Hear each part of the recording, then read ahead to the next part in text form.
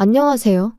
해준 거 없이 바라기만 하는 시댁 식구들 때문에 골머리를 썩고 있는 30대 여성입니다.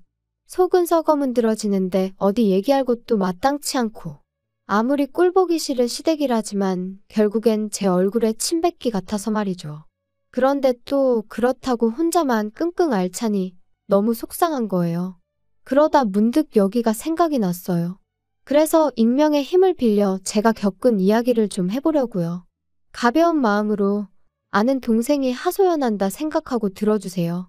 남편과는 지인의 소개로 만났습니다.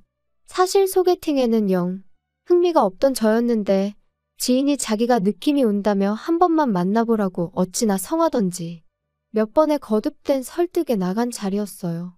그리고 그렇게 제가 소개팅 자리를 꺼려했던 이유는 제가 어디 못나서도 그렇다고 낯을 가려서도 아니었고 사실 저에게는 파혼이라는 트라우마가 있었거든요. 솔직히 자랑거리는 아니지만 그렇다고 제가 잘못한 것도 아니니까 간단하게 얘기를 해보자면 20대의 끝자락에 한 남자랑 연애를 했어요.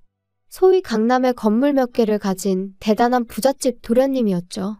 그런데 남자한테 프로포즈를 받고 본가에 처음 인사를 드리러 갔던 날 저는 말 그대로 충격을 받았습니다. 남자 쪽 부모님께서 말끝마다 그래서 돈 없는 것들은 거지들은 그까짓 거 몇 푼이나 한다고와 같은 표현을 덧붙이셨거든요. 그리고 비록 저한테 직접 하신 말씀은 아니었지만 세상을 그런 눈으로 보는 분들을 제가 진심으로 존경하고 어른으로 대우해드릴 자신이 없더라고요. 그래서 이튿날 남자한테 헤어지자고 했어요. 가치관도 가정환경도 너무 달라서 우린 안 될 것 같다면서 말이죠. 남자는 제 말뜻을 끝까지 이해를 못한 눈치였지만 아무튼 그때 배웠어요. 결혼이 아무리 현실이라지만 그래도 돈이 전부는 아니라는 걸. 비록 누구 한 사람의 잘못으로 헤어진 건 아니었지만 어쨌든 그렇게 오가던 결혼 이야기가 엎어지고 나니 결혼할 팔자가 아닌가 하는 생각이 들대요. 만약 또 누군가랑 어찌저찌 시작했는데 끝이 안 좋게 끝나면 어쩌나 그런 시간 낭비는 또 하고 싶지 않다 하는 생각도 들었고요. 그래서 굳이 소개팅을 해가면서까지 누구를 만나야겠단 마음이 없었던 거예요. 그런데 지인의 설득으로 반쯤 어거지로 나간 자리에서 만난 남편에게는 뭐랄까 첫눈에 반했다고 말하기는 어려운데 왠지 이 사람이랑 결혼하게 될지도 모르겠다는 예감이 딱 오더라고요. 지금도 그 이유가 뭐였을까 생각하면 한마디로 정의하긴 어려운데 서글서글한 인상과 믿음직스러운 말투 때문이었나 싶기도 하고 그리고 역시나 제 예감대로 저희는 연애를 시작한 지 1년 만에 부부의 연을 맺게 되었죠. 친정과 비교하면 시댁의 형편은 한마디로 어려웠어요. 시부모님은 고정 수입이 없으셔서 자식들이 주는 용돈과 연금에 의지해 생활을 이어가고 계셨고 사시는 집이 두 분의 소유라곤 했지만 재산적 가치는 거의 없다고 봐야 할 수준이었으니까요. 하지만 당시에 저에겐 그게 그렇게 문제되는 일은 아니었습니다. 저는 이미 결혼에 있어서 돈이 다가 아니다라는 나름의 신념이 있었으니 남편이 저를 얼마나 위해주는지 그리고 시부모님의 인격이 어떠한지가 유일한 관심사였거든요. 그리고 다행이랄지 남편은 그런 면에 있어서는 정말 제 기준에 딱 들어맞는 사람이었어요. 매사 제 의견을 존중해 주었고 제 일이라면 두 팔 걷고 나서주는 사람이었으니까요. 그런데 문제는 시부모님이셨습니다. 아니, 정확히 말하자면 당시에 시부모님과 마주할 기회가 별로 없던 게 문제였지요. 처음 시댁에 인사를 드리러 갔던 날 그리고 상견례 날 정확히 2번이었어요. 그리고 그 2번 다 제 나름대로 두 분을 파악해보려고 했지만 동시에 어쨌든 제 자신도 괜찮은 며느리감인 걸 어필하려고 노력하다 보니 제대로 판단 미스를 해버렸거든요. 친정부모님은 한 번에 파혼을 겪은 딸이 다시 결혼을 하겠다고 나선 것만으로도 무척이나 감격스러워 하셨습니다. 그래서 친정부모님도 저와 마찬가지로 남편 쪽 사정을 크게 문제 삼지 않으셨지요. 물론 저희 쪽에서 3억을 지원하겠다 했을 때 시부모님께서 우리는 2천만 원밖에 못 해준다 하시니 좀 당황해 하셨지만 그래도 뭐 결혼 이야기는 그대로 진행이 되었습니다. 친정에서 해주신 돈에 제가 모아두었던 돈을 더해 집을 구했고 남편이 따로 모아둔 돈 5천으로 결혼 비용과 혼수 등을 부담했지요. 그런데 결혼한 지 1년 만에 알게 된 사실은 황당하기 짝이 없었습니다. 시부모님께서 해주셨다는 2천만 원을 알고 보니 남편이 제 뒤에서 몰래 갚아드리고 있었으니까요. 게다가 설상가상으로 남편이 기껏 한다는 소리가 사실 자기는 결혼할 때 비록 반지하에서 시작하더라도 양쪽 부모님들께 손을 벌리고 싶지는 않았답니다. 그런데 저희 친정부모님이 워낙 완강히 도움을 주시겠다 하시니 자기가 시부모님한테 부탁을 드렸었대요. 아들 체면을 생각해서라도 얼마라도 좀 보태달라면서 말이죠. 그리고 며칠 뒤 시부모님이 2천을 만들어주셔서 정말 감사한 마음이었는데 결혼하고 얼마 지나지 않아 시부모님이 남편을 따로 불러 그 2천만 원을 갚으라고 하시더랍니다. 참고로 남편은 대학교 1학년 때부터 시부모님께 매달 30이고 50이고 보내드렸대요. 군대 갔을 때를 제외하곤 한 번도 빼먹지 않고 말이죠. 그런데 그런 아들이 장가를 가는데 2천이 적다는 건 아닙니다만 그래도 굳이 그 2천까지 갚으라고 하셨다니 정말 듣는 내내 속상했어요. 아무튼 남편 말이 그래도 어쨌든 자기 부모님이니 그런 이야기를 저에게 하기가 참으로 쪽팔리더랍니다. 그래서 어떻게든 자기 선에서 해결을 해보려고 했다는데 그런 남편에게 제가 무슨 말을 해줄 수가 있었겠어요? 그저 안타까운 마음뿐이었지요. 게다가 남편이 그렇게 소가리를 하는 동안 시부모님께선 걸핏하면 없는 형편에도 있는 힘껏 도와주신 거라며 생색을 참으로 많이 내셨거든요. 그래서 조금 의외의 행동을 하신다던가 까놓고 말해서 정말 실망스러운 모습을 보이셨을 때도 어떻게든 좋은 쪽으로 생각하고 존중해드리려고 했는데 더는 그렇게 생각하긴 어렵겠다 싶더라고요. 그런데 문제는 그게 다가 아니었어요. 그러한 속사정을 알게 된 이후로도 남편이 하도 간곡히 부탁하여 시부모님께는 차마 티도 내지 못하는 상황이었는데 그런 와중에 아버님이 연락을 해오셨습니다. 다가오는 주말에 집에 한번 오라고 할 이야기가 있다 하시면서요. 그래서 며칠 뒤 약속한 시간에 맞춰 시댁에 도착하니 집으로 오라 하셨을 땐 언제고 어느새 외출 준비를 끝내신 채로 저희를 기다리고 계시대요. 그리고는 한우가 드시고 싶다며 집 근처에 생긴 고깃집으로 가자고 하셨지요. 솔직히 그런 식으로 처음 당하는 것도 아니라 놀랄 것도 없었지만 그날은 너무 짜증이 나는 거예요. 그리고 말이 나왔으니 말인데 사실 사람들이 다 성격도 다르고 스타일도 다르고 해놓고 사는 것도 다르고 그러니까 비교하면 안 되는 거 저도 정말 잘 알아요. 하지만 친정부모님은 저희 부부를 만나면 뭐라도 하나 더 해주고 싶어 하시고 도와주고 싶어 하셨던 반면 시부모님은 어째서인지 하나라도 더 받아내려 하시고 가져가려 하시는 게 막말로 제가 무슨 성인군자도 아니고 그날만큼은 정말이지 적당히 하시라고 소리라도 지르고 싶더라니까요. 넷이서 식사하고 47만 원이란 금액을 결제했습니다. 남편이 제 눈치를 살살 보면서 카드를 내미는데 속에서 부글부글 막말로 그 47만 원 없다고 저희 부부가 어떻게 되는 거 아니고 시부모님 말씀대로 저희가 어디 가서 벽돌 나르며 생고생해서 버는 돈은 아니지만 그래도 그렇지. 정말 너무하단 생각밖에 안 들었어요. 그런데 그런 와중에 저희 어머님이 요 근처에 새로 생긴 라이브 카페가 있다며 거길 가자 하시더라고요. 그리고 도착한 카페에서 아버님이 말문을 여셨습니다. 너는 언제까지 그 똥차를 끌고 다니려고 그러냐? 니네 부모는 뭐라 안 하든 그 웬만하면 한 대 새로 뽑아달라고 해라. 포만나게 그게 뭐야? 폼내고 다닐 일이 없어서 괜찮아요. 행색이 초라하면 사람들이 깔봐. 그래서 나도 차 샀다. 네? 아버님이 차를 사셨다고요? 갑자기 무슨 차를 사셨다는 거예요? 나도 죽기 전에 좋은 차 한번 타보고 싶어서 샀다. 그래서 요새 뭐 쟤 어쩌고 하는 차 계약했지. 너네 결혼할 때 보니까 네 애비도 그 차더만. 네? 그 차를 사셨다고요? 그 차 비싼데. 비싸긴 뭐 얼마나 비싸다고. 아무튼 내가 그래서 너네 오라고 한 거다. 그거 차 사는데 너들이 좀 보태줘야겠어.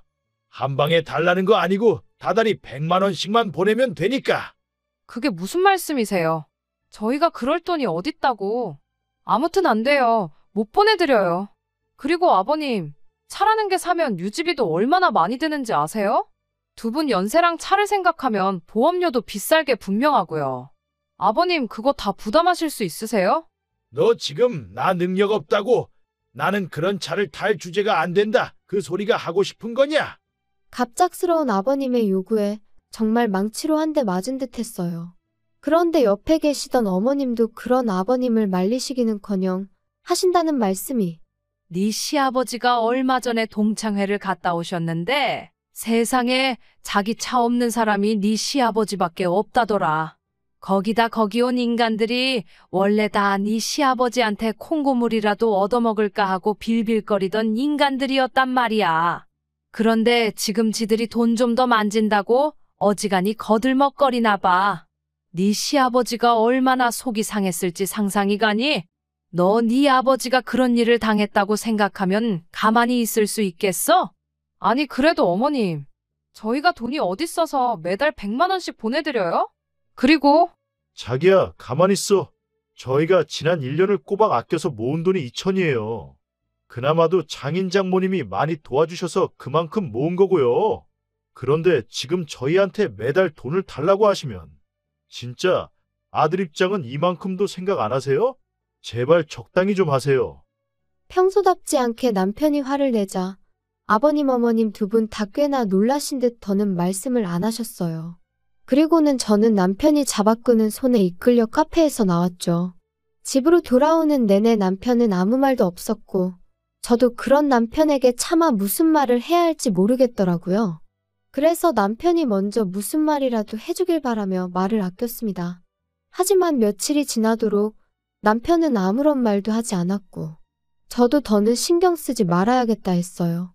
그런데 또다시 어머님이 연락을 해오셔서는 아가 언제 시간 되니? 한번 내려와야겠다. 무슨 일 있으세요? 어쩌면 좋겠냐? 네 시아버지가 아주 병이 나서 들어누우셨다.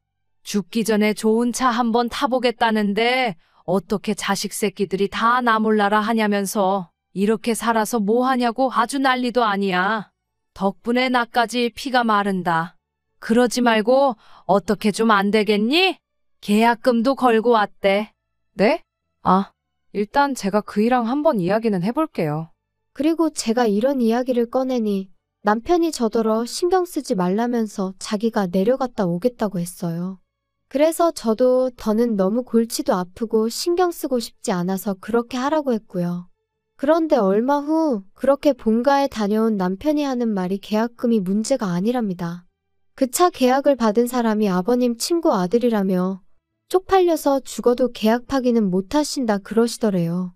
그거 차도 못 사서 계약 파기를 했냐 그런 소리가 나올 게 뻔한데 어떻게 계약을 파기하냐고. 죽어도 그 차를 타야겠다셨다나요? 그러면서 남편이 진짜 미치겠다. 환장하겠다 그러더니 100은 무리고 한 달에 50씩이라도 보내드릴까? 그러는 거예요. 뭐? 그건 아니지. 나 정말 이런 말까진 안 하려고 했는데 3억을 해주신 우리 친정에도 한 푼도 안 드리고 있는 마당에 시댁에는 지금 그 2천 때문에 돈 드리는 것도 있는데 거기다 추가로 50을 더 드리자고? 그러면 나도 친정에 똑같이 챙겨드릴 수밖에 없어.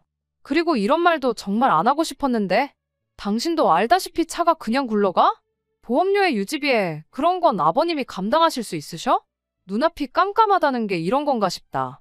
나 만약에라도 당신이 나 몰래 차 사드리고 그러면 이혼도 생각 안 할 수가 없어. 정말 미안해. 내가 생각이 짧았어. 하도 앓는 소리를 하시니까 나도 순간 그냥 얼마라도 해드리고 말까 그런 생각까지 하게 된 것 같네. 무슨 소린지 알았으니까 이혼 같은 소리는 하지 마. 그리고 결국 아버님은 계약을 파기하셨어요. 저희한테 도저히 씨도 안 먹히니까 신우한테 이야기를 하셨나 본데 신우가 아주 길길이 날뛴 모양이더라고요. 자기한테 해준 게 뭐가 있어서 그런 걸 바라냐면서 아버님더러 양심이 있냐 없냐 그런 소리까지 했다나 봐요.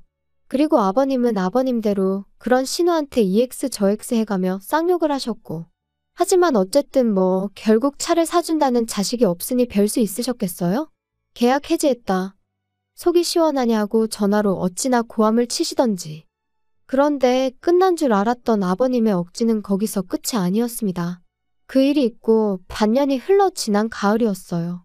친정부모님 댁이 누수 문제로 리모델링에 들어가게 되면서 저희 집에 며칠 와 계시게 되셨거든요. 그런데 그렇게 와 계신 지 3일째 되던 날 아버님이 연락도 없이 저희 집에 오셨습니다. 다들 놀랐죠. 제가 무슨 일로 오셨냐니까.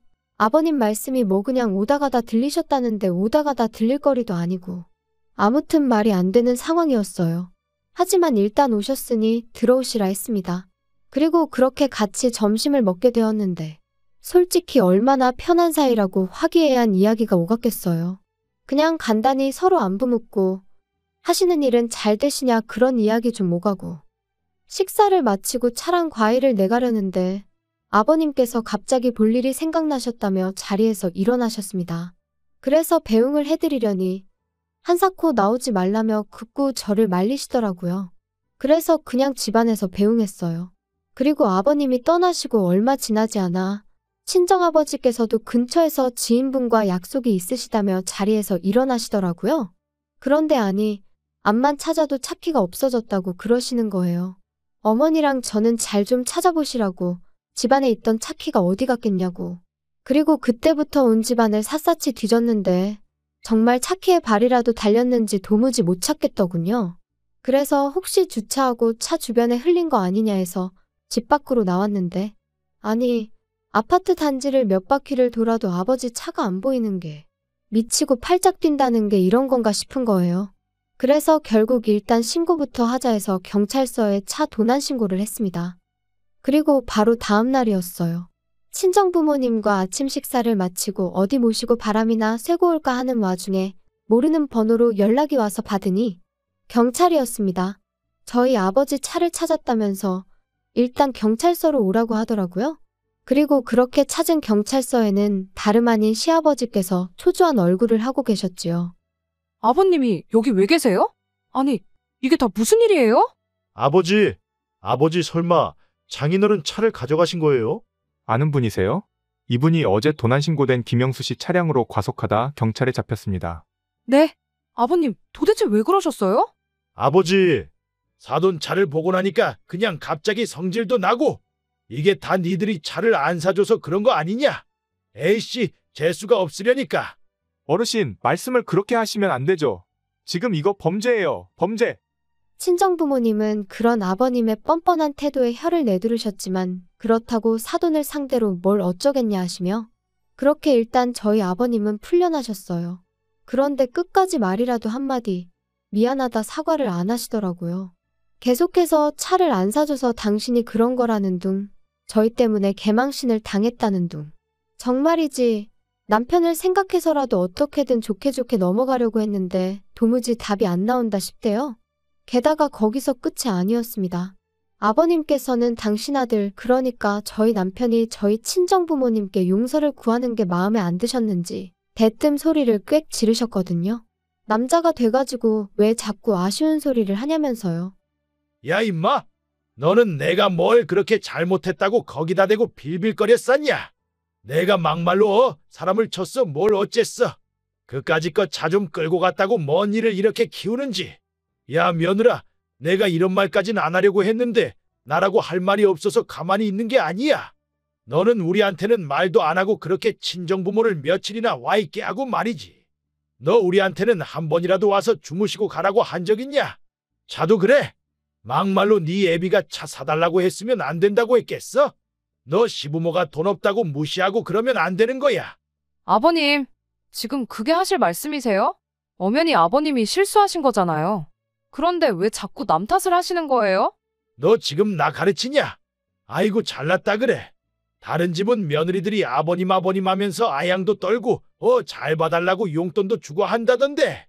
나는 복도 지지리도 없지. 아버님 그런 말씀 마세요. 저야말로 그렇게 치면 정말 시댁복 없거든요? 저는 어디 가서 아버님 얘기 하지도 못해요. 쪽팔려서. 세상에 사돈 차를 훔쳐가는 사람이 어딨어요? 자기야 그만해. 상대하지 마. 뭐 이 자식아 상대하지 마. 너는 아들이 돼서 그게 애비한테 할 소리냐? 아버지면 아버지답게 행동하세요. 저 진짜 지금 이 사람 볼 낯도 없고 장인 장모님한테도 쪽팔려 미치겠으니까요. 그리고 아버지, 당분간은 연락하지 마세요. 그냥 저 어디 멀리 미국 같은 데 가 있다 생각하시고 좀 시간을 갖는 게 좋겠네요. 그리고 그렇게 저희는 그날 이후로 아버님 어머님과 거리를 두고 지내기로 했습니다. 좀 과한가 싶었는데 남편이 고집을 부려서 핸드폰 번호도 싹 다 바꿨고 집도 이사했어요.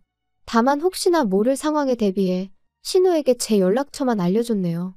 참고로 신우는 저희 입장도 시부모님 입장도 어느 정도는 이해하면서 동시에 기약 없이 자기만 자식 노릇을 하게 되는 건 아닌지 아는 그런 걱정을 하는 티가 나더라고요. 그래도 뭐 어쩌겠어요. 그간 저희는 나름대로 할 만큼 했다고 생각했고 신우도 그건 부정하지 못할 사실이었으니까요. 그러니 저희한테 대놓고 싫은 소리는 못하는 눈치더라고요. 솔직히 처음엔 그래도 시부모님인데 이렇게까지 하는 게 옳은 걸까 하는 생각도 아닌 게 아니라 몇 번이나 들긴 했어요. 하지만 4달째로 접어드는 지금은 그러길 잘했다 싶은 게 제 심정입니다. 시부모님과의 교류가 사라지니 남편과 불편할 일도 없고 돈도 잘 모이고 있거든요. 남편에겐 이 말까진 안 했지만 그간 시부모님이 어지간히 뜯어가셨구나 하는 게 새삼 실감날 정도로 말이죠. 그래서 솔직히 마음 한켠에는 그래도 어쨌든 남편에겐 세상에 하나뿐인 부모님인데 교류하며 살라고 설득이라도 해야 하는 거 아닐까 하는 생각이 있었는데 그러지 않으려고요. 그렇게 되면 보나마나 또 제가 어마어마한 스트레스를 받을 것 같아서요. 그래서 그냥 흘러가는 대로 어떻게든 되겠지 하는 마음으로 내버려 두렵니다. 아버님이 혹시 먼저 손을 내미신다면 그땐 뭐 달리 생각해 볼 수도 있겠지만요. 아무튼 가족이라고 무조건 다 이해하고 품어주고 그럴 필요는 없다. 제가 저희 아버님을 겪으며 내린 결론입니다. 가족도 가족 나름이라는 말, 참 이상하다 생각했는데 먼저 겪어본 사람들이 있으니 그런 말도 나왔다 싶고요. 아무튼 어떻게 마무리를 지어야 하나 싶은데 그래도 남편 하나는 정상이니 다행인 거겠죠?